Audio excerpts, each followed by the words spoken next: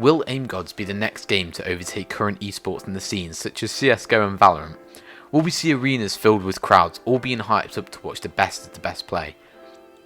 Aim Gods, released as a new competitive first-person 2v2 game, but does it have what it takes to compete with the likes of the current esports? Aim Gods, it's one single shift in the universe, according to the Kanye West type tweets from finalmouse's Twitter account. Part of the little information we have received of the game pre-launch, as finalmouse did quite a good job of keeping all the information regarding the game hidden away, only giving us small clues until last week, Aim Gods was unleashed to the world. From my perspective, Aim Gods seemed to be a very exclusive game, only appealing to the most talented gamers. As of now, to get the game you can either choose to open keys through accessing Twitch drops or paying $30 to buy the game. I think this is a factor that is going to have a large limiting factor on the game's success. Looking at the majority of large competitive games in 2020, most of them are free, including Rocket League, CSGO and Valorant. Why would anyone choose to pay $30 for a game with less content than these free-to-play games? I think if the launch comes unsuccessful, we could definitely see the game going free-to-play, but I guess we'll have to see. But the question is, does the game have the ability to beat the top competitive games? And I think it has the ability to do this with the concept of the game being purely aim, but I believe the execution is somewhat lacking and it definitely has a long way to go. Starting off with the value for money, in Aim Gods the game costs $30 for just one game mode and one map. I completely understand the simplicity aspect of the game, as it's what makes a game competitive.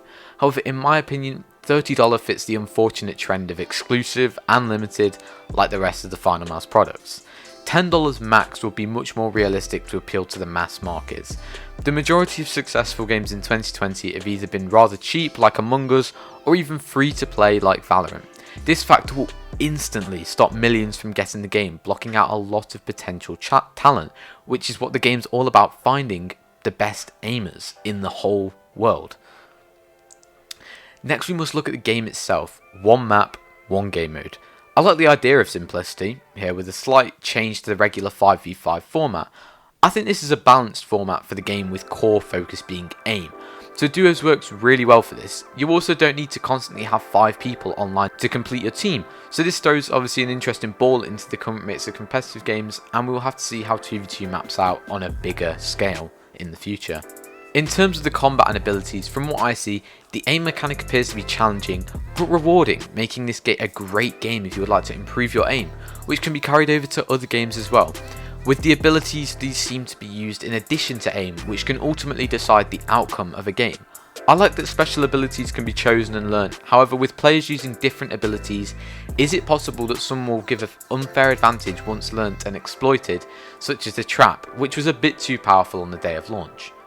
Despite this, it must be said how good of a developer finalmouse are, adding a patch on the first day to fix bugs and also correct the overpowered items.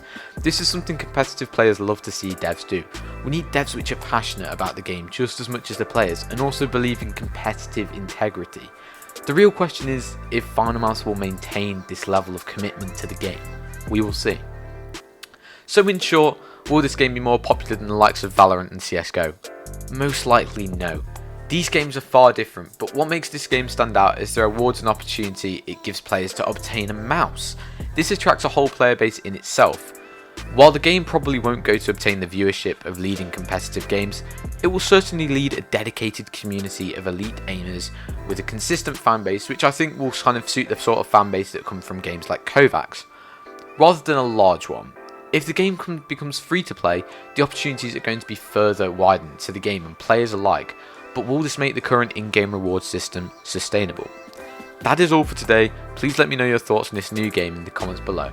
Thank you. Have a good day.